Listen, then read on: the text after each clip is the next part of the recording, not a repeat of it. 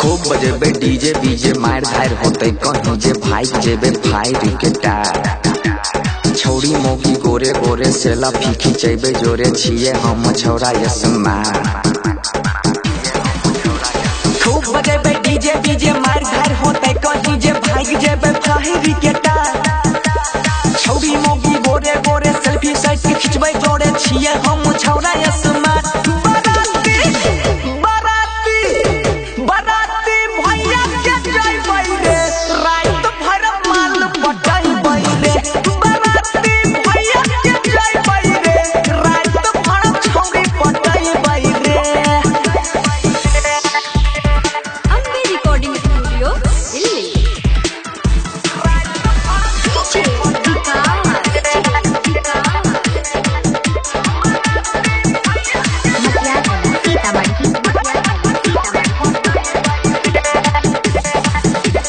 होते बारह माला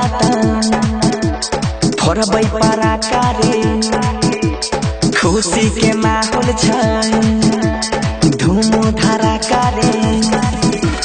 होते बारह माला फोड़बै पराका रे खुशी के माहौल छै धूम धड़ाका रे।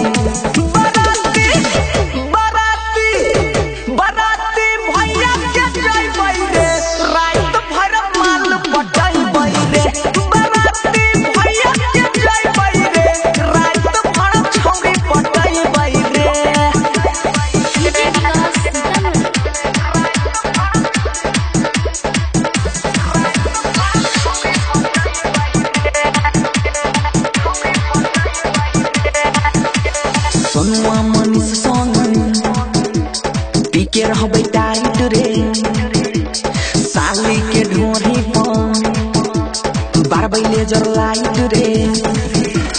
सुजीत बंसी संग पीके रहबै टाइट साली के ढोरी पर बारबै लेजर लाइट रे।